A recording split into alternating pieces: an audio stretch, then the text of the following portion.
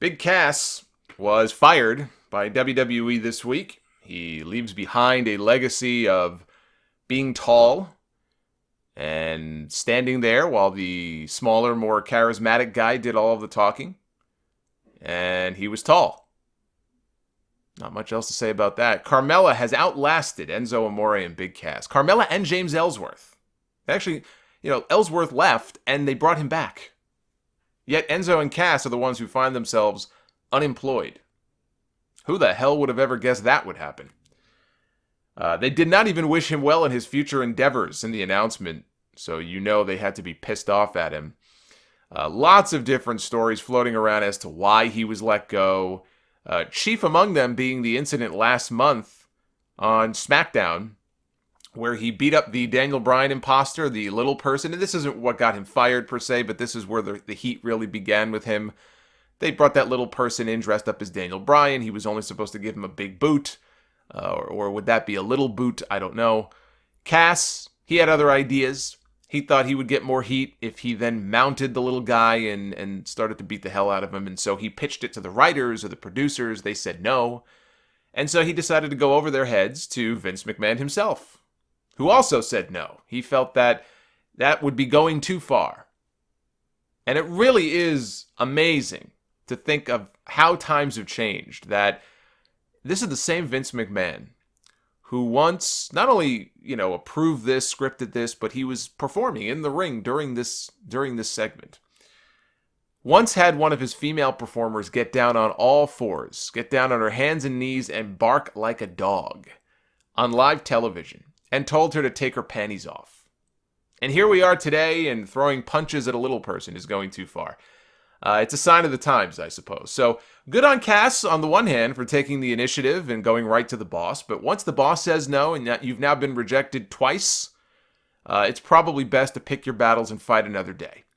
Instead, he decided to do whatever the hell he wanted to do, and he beat up the little guy anyway. And he was set to get massive heat over it. There was an incident, and shout out to Wrestling Soup for being the ones to report on this first. There was an incident about a month ago. I think Mish claimed it was on an international flight. I've seen other places report it, though, as happening on a tour bus and not a flight, where Cass ended up locked in the bathroom. And he thought that somebody was playing a prank on him. He thought he was being ribbed. And it was no prank, as it turned out, but he didn't know that. And whether it was a prank or not, he was locked in this bathroom. It turns out the lock on the door was faulty. And he decided to basically bust down the door. He broke the door, and the other performers, were not very happy about having to use the bathroom with no door. I would be pissed if I was sitting next to the bathroom. That's the person who deserved to be pissed. I would hate to be that. I mean, when I'm on a flight anyway, I always make sure I never sit towards the back of the plane. There's just something, I have this thing, I cannot be sitting near a bathroom. If I'm in a restaurant, maybe I'm just weird like this, but if I'm at a restaurant, I had an experience once. I think I went to like a Friendly's, and it was packed. We were starving, and so the only table they had was a booth, and it was like the last booth against the window, all the way in the back, but it was right by the bathrooms.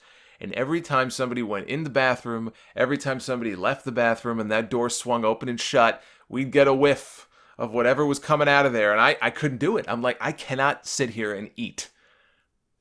Smelling it, I just can't do it. So I have this thing now where whenever I go into a restaurant, if they try to sit me down by a bathroom, I'm like, I'm going to wait. You ain't putting me there. So anyway, so they weren't very happy with him over that either. And the incident, though, that may have been the real nail in his coffin was blowing off a promo rehearsal with Kevin Dunn at a SmackDown taping. And I guess what happened was he went out there and he did the promo that night, having not rehearsed it. He stood up Kevin Dunn, probably not the first time Kevin Dunn has been stood up in his life, but nonetheless, he stood him up. He never showed up. And so he goes out there that night on SmackDown, and I guess the promo went too long.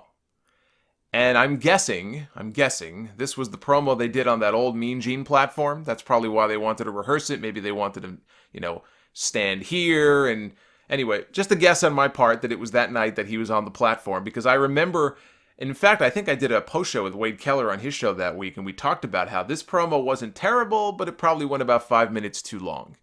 So it may well have been that one.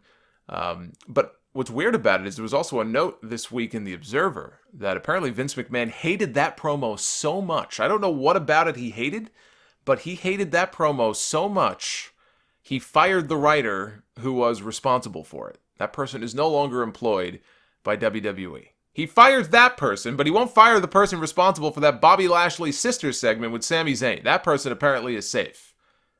Bottom line is this. Even if only half of these stories are true, and they may well all be true, but even if half of them are true, then WWE, it seems, had plenty of reasons to get rid of this guy. It should have been obvious that they gave up on him after he tapped out 2 straight times in 2 straight pay-per-view matches to Daniel Bryan. When your whole gimmick is that you're tall and the smaller guy taps you out, not just beats you, but taps you out twice in a row, you're pretty much job bait at that point. And if the guy is that much of a pain in the ass, then you cut the dead weight and you move on. I mean, you never want to see anybody fired, but it's just the way it is. I mean, I thought the match he had with Bryan at Money in the Bank, the irony of it is that I thought this was maybe the best match of his life that he had with Bryan at Money in the Bank. It was much better than the match they had at Backlash. And I remember in my review, I even made the comment, like, where do you go with this guy from here? I didn't want to see him cut just because he had no direction. Just because he was directionless doesn't mean that you should, like, cut the guy. There's still maybe something there. But if he's causing problems and if he's acting like a jackass, then get rid of him. It's no great loss for WWE, aside from all the time that they've invested in him. And I think this is a big part of why they don't really fire people these days, which makes this even more glaring, let alone the fact they didn't wish him well in his future endeavors. I mean, all the signs are there. You just got to look, and you can tell how pissed off they must be at this guy. But I think that's also one of the reasons why you don't see very many people fired these days. A, you have other promotions. They don't want them to go to a New Japan. They don't want them to do a show like All In. I'm sure that's or Ring of Honor. I'm sure that's a very big part of it. But also, they put a lot of time into these guys. And to just sort of cut bait and let go, if you put 4, 5, 6, 7 years into somebody, you know, that's not an easy decision to make. They invested 7 years in this guy. 2011 is when they signed him to a developmental contract. 7 years of him as one of their pet projects. 7 years of trying to come up with a character that works, to hone that character and craft it and sort of, you know, play with it and make it your own and turn it into something that can make money. They gave him a few years worth of television time, and it all turns out to be a big giant waste. It's too bad. You know, look, I wanted to see the guy succeed. I saw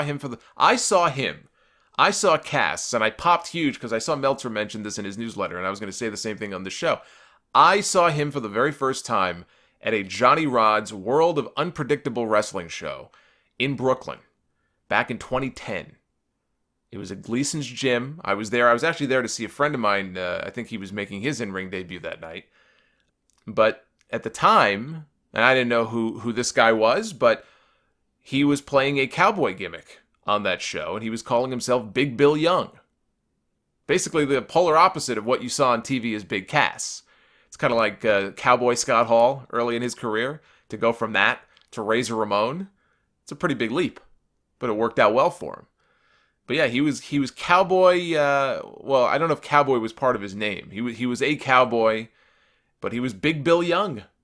You know, all those years ago. And when I saw him at the 2K launch party a couple years ago, him and Enzo were there. And they were doing interviews. And I didn't get to interview them, but I went over to them. And I actually mentioned that to Cass. I said, look, you know, the first time I saw you, it was your Big Bill Young days working for Johnny Rod's. And he was mortified.